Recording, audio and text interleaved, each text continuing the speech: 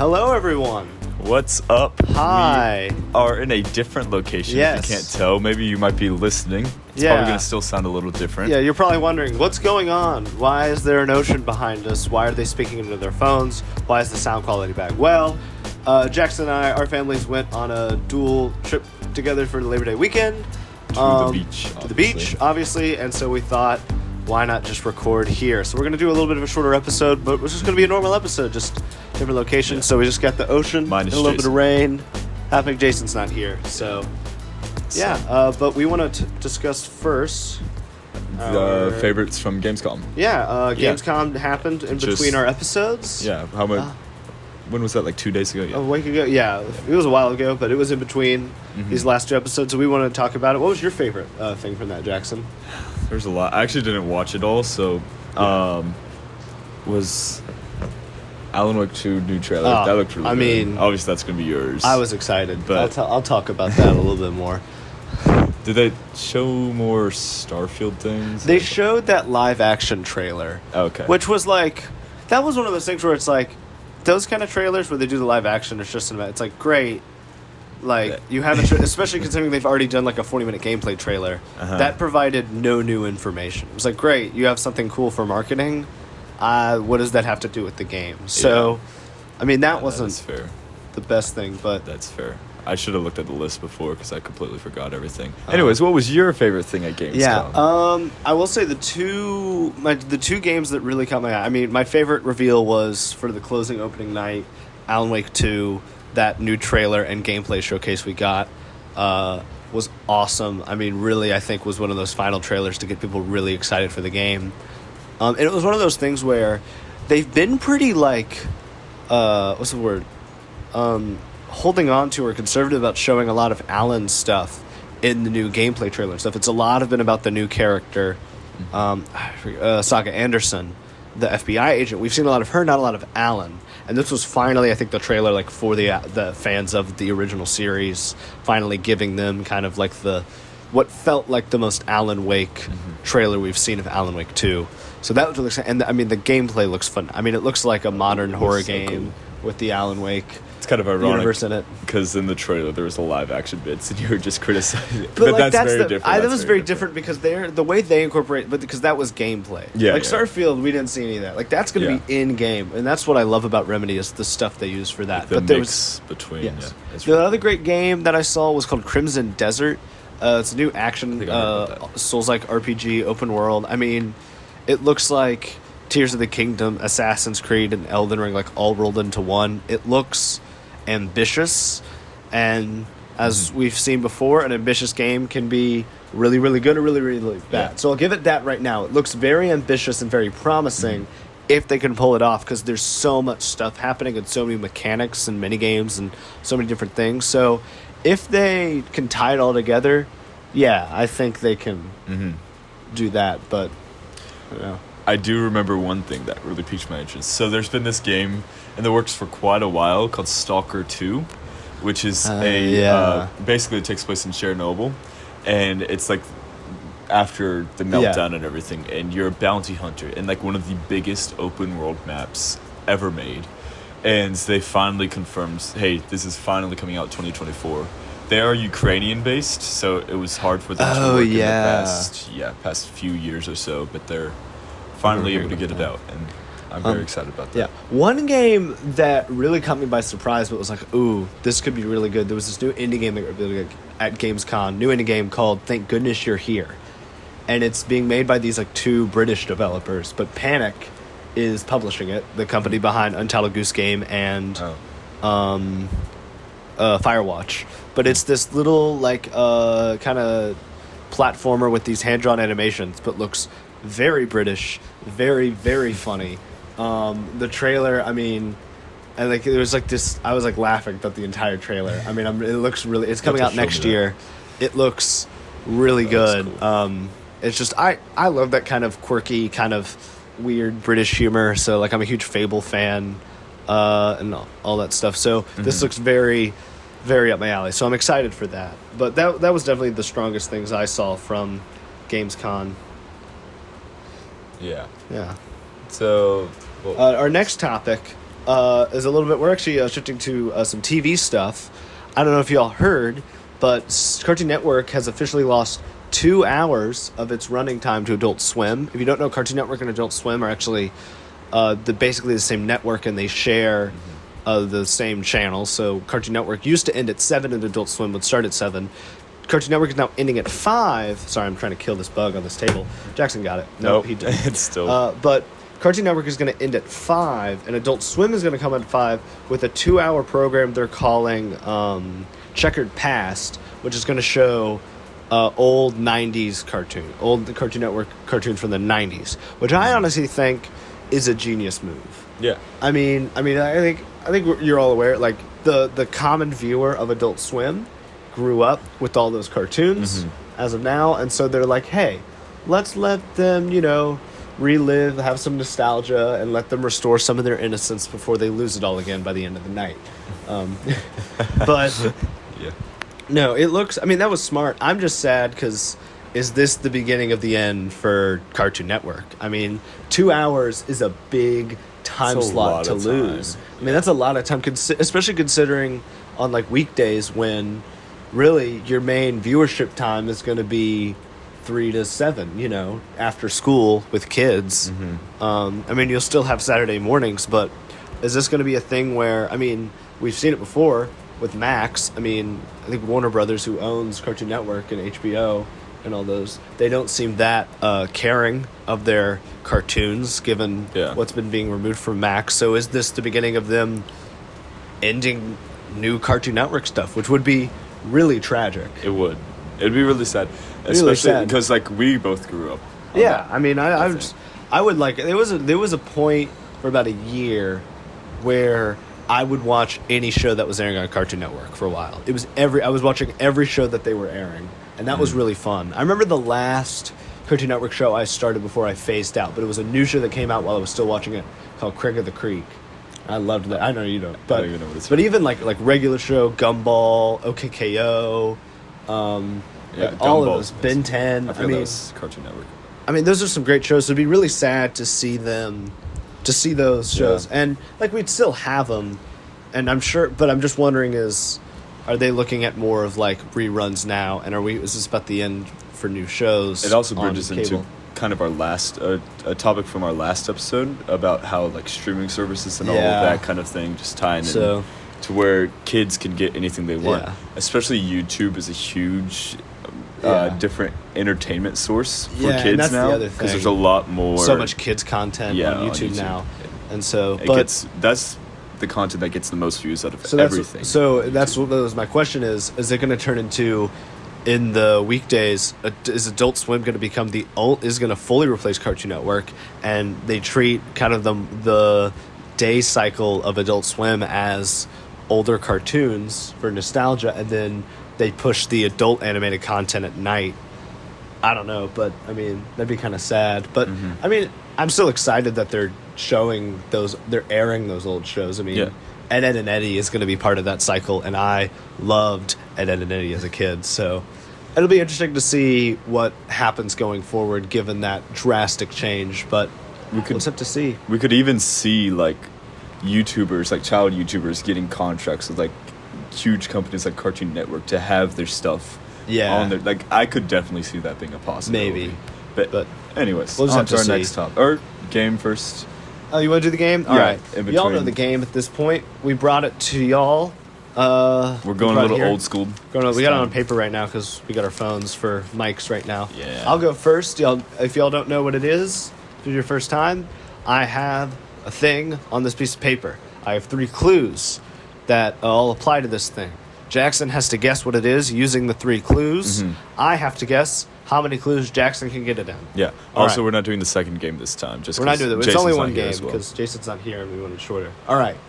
Jackson, I hoped you can get it in 2. Okay, 2. Likely it's going to be 3. I'm going to say 3. Okay. Clue 1. He plays himself in the Adam Sandler comedy Jack and Jill, and in that movie, he does a commercial for Dunkin' Donuts.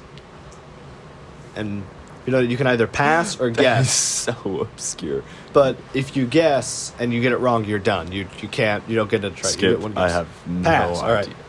He presented the award for Best Performance in a Video Game at the last Game Awards. Say that again?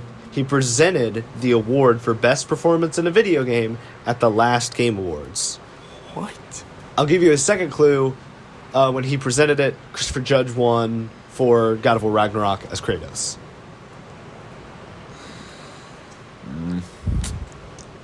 Skip, man. Skip? I All right. have no clue. His most iconic roles are as Michael Corleone in Godfather and as the titular character of Scarface.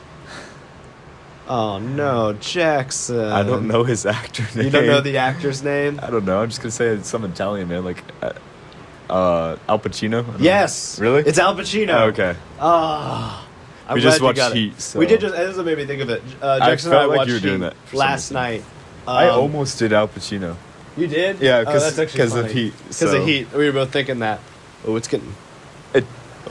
Should be good. It's fine. If it gets We're harder. good. We'll get harder here. We may record that. It's okay. It's fine. So, hopefully this is a good one.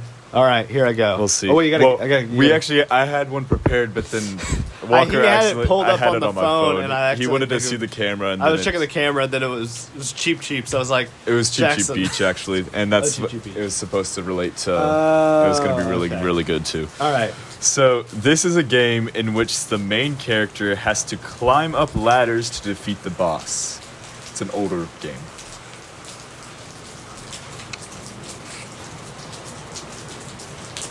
I'm going to take the guess. It's Donkey Kong. Nice. Too easy, man. Too easy. I should All have right. said it's an older game. Moving on. Anyways, Walker won that one. Yes, I won. Moving on. Sorry about that, guys. So, different day. It Different started day. raining on us, so we just kind Yeah, of like... it rained really hard, and we were like, we're not having to deal with that. It's the troubles of recording outside. But we're back. Sorry about the awkward cut. Next topic, Mario Brothers. Wonder. Mario Wonder. It looks amazing. We just got the direct and the extended gameplay from it recently. But one thing that was a little off, or not off, it was just different than we were expecting, was their online. So local multiplayer is going to be very standard to modern 2D platformers. Up to 4 players can play at the same time. However, for the online play, it has this weird thing where if you're playing solo, it shows you other people playing the same levels as you, and you can revive them and give them items, and they kind of show up as these transparent characters, and you can make rooms. However, it's one of those things where I feel like the fact that Nintendo didn't just make online multiplayer the same as local multiplayer, it was just very frustrating, and it was just one of those things where I think Nintendo just needs to figure out, it's just another example of Nintendo doesn't really understand how online works. Yeah, well, I mean, also their servers are terrible. And their servers are terrible, but like... It might be a way to lighten the load. No, because you're still registering the entire Yeah, thing. So I it was don't just, know. it's a little I frustrating mean, at that... least you can still do rooms and actually play with others. And it's so- a different... Maybe it will actually be... And it might looks be fun. fun. The online still looks fun. It's just one of those things where... It's also to where Mario's never been an online game, so it's Yeah. like, is there really, like, do you need Well, the an main line... I mean, online- they've had online for the spin-offs for Oh, a yeah. long time, but... It is one of those things where it's just Nintendo being really weird about online. And I feel like, sure, for a while it was understandable, but I think we're getting to a point in the industry now where it comes off as just ridiculous. Yeah. Not ridiculous, just like amateur. You know, when you are Nintendo, like, and like at first, you know, in the Wii and the Wii U, yeah, we get it. You know, you're falling behind. At this point, online is just something I feel like people need to be able to get down. Because I think there'd be a lot of fun Nintendo games that could be online. Oh that yeah, they don't have. or fully online. Like, Does Pikmin 4 have an online feature? I mean, that's just a single player game. But I feel like there definitely could There be. could be fun multiplayer with online multiplayer with Pikmin. Yeah. No, there's like a lot of great games that would be great online, but it was just upsetting to see that their local multiplayer and their online multiplayer functions in 2 different ways. When really, in a lot of games you see, they're exactly the same. So could you just do like I'm assuming not, but could you do a public room just to let anybody join who's searching for a public room? I think so. I'm sure you can do a public room. Okay, so then... But so it's like 2 options. You can either do the ghosts or the actual... But it's still Ghost with the rooms. Is Oh, the thing. is it? It's still Ghost, which is Oh. for some reason it's like, why? And there's some free, like it's still That's- you get to choose the levels you I want. don't like and- that. Yeah, It's it's fine. just weird. We'll see but what it it looks. is. I mean, it looks amazing. I mean, I think that's actually kind of a better thing now that I think about it, because there's so many games that aren't local couch co-op anymore. This is giving an opportunity to bring that back, and it's kind of pushing like, hey, this is meant to be played in the same room with other people, you know. And they did say they wanted the game to feel the same whether you're playing with others or by yourself. Yeah. Because as we've seen, playing the new Super Mario Bros. Series and 3D World as well, it plays very differently when you're playing by yourself as opposed to with other players because of the collision. Mm-hmm. And by them removing collision and kind of making it more indirect multiplayer, they have fixed that. But I feel like there was some joy to playing it all together because then it felt like this chaotic party game that you were all playing. Yeah, I was actually on a trip a few months ago, and they had a Wii there, and we played Super Mario Bros. Or New Super Mario Bros. Wii, and the collision, dude. We kept jumping, and people just kept immediately. And you'd had to do that thing where you try to you tried to press A at the exact time before you fall in, so you turn into the bubble. Yeah. I remember it got so chaotic because with Wii U, how the multiplayer worked was you could have 4 people playing with the controller, and then one person had the gamepad, and they could summon platforms and stun enemies for you, and that was just a whole you could also, level of chaotic. Couldn't you also pick on players as well? Like you could pick them up or something? I couldn't remember that, but it was just like the gamepad just added another level of complexity that was just ridiculous. Mm-hmm. It was just like, what are we doing here? But no, I think Wonder, everyone's saying, and from first impressions, it could be the best 2D Mario game we've seen since World and Mario Bros. 3. So I also noticed, because I watched this Mario Maker streamer a lot, I noticed that from Super Mario Bros. World, like the SNES one, his hat kind of flies off his head a little bit. It's the same animation as Wonder. So cool. Well, that's what I love. Wonder really feels like it's. A lot of people have been saying this, but we're just going to say it. It feels like it's totally ignored the new series, and it still takes a lot from new series, but it feels just like a jump. Like it could easily be like, oh, this is a sequel to World. Like I feel like it could have which is a good thing. We which is really discussed good that before, but yeah, it's a good thing. But yeah, moving on to different. Next topic. Atari is putting out a new 2600 console called the 2600 Plus. Yeah. And it's going to be bundled in with a cartridge preloaded with 10 games, I believe. Yeah. And some controllers, but it also has the ability to play old Atari games. Comes with one controller. One controller. But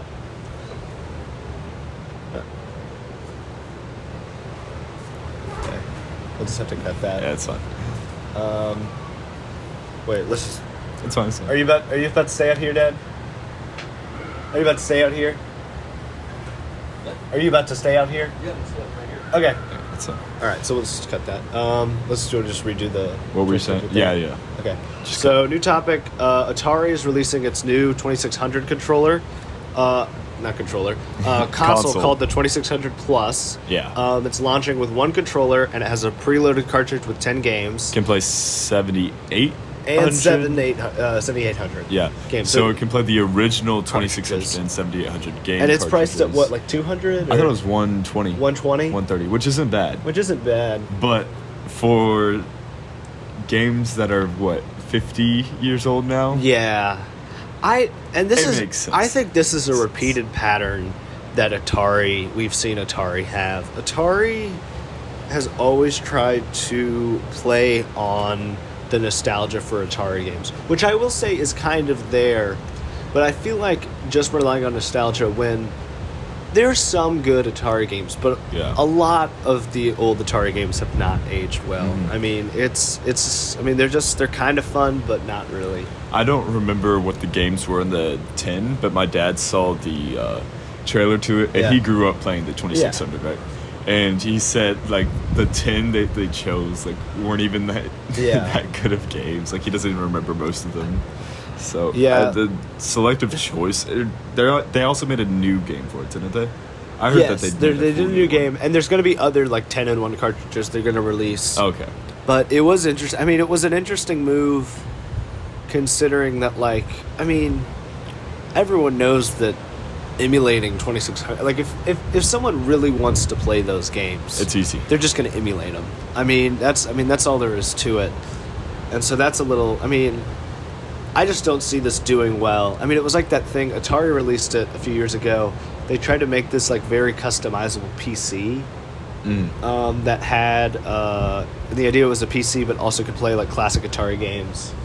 But I just don't think it works well. Atari needs to figure something out. What if they just like come out with us with a what gen are we on? Gen 10? Gen 9? Gen 10's next, right?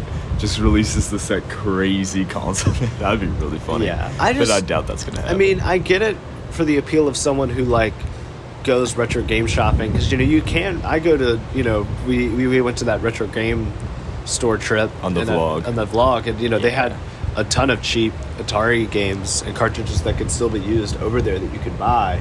But also like they also make third-party hardware that can play those cartridges for much cheaper. Really? Do you know how much? I don't know how much. I don't know the price, but I'm assuming it'd be cheaper than the official thing. But they do those for like the NES and the Super NES as well. So, yeah, it just doesn't seem like a good idea.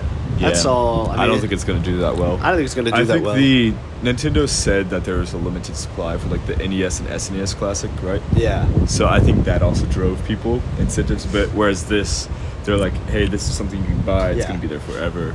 But the NES and the SNES, that was a combination of nostalgia and also I think a lot of people would agree that those games hold up well. They're still very good. They're still very good games. There's a reason like people get Switch Online for...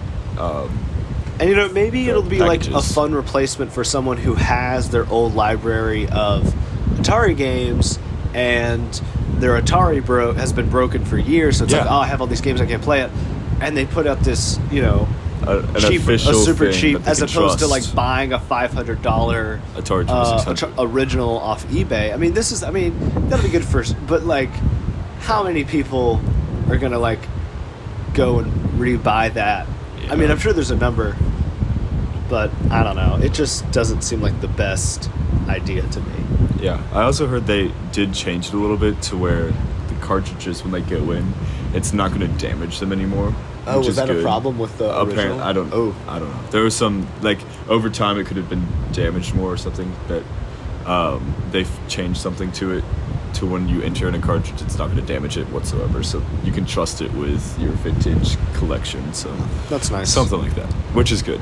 Yeah, I will say, including it with just one controller was a little bit like... Yeah, come on. I feel like it's like $60 for another one. Is it really? Crazy. If you're going to release that, I mean, I think you have to release that with two controllers. I think that was a mistake. Didn't the classics and the Genesis came out with... Yes, they all have two controllers. Come on. You gotta do two. Because there's quite a few. A lot of those games are very much like the appeal. Like Pong, I feel like Pong was like one of the first ones that was two players. So come on now.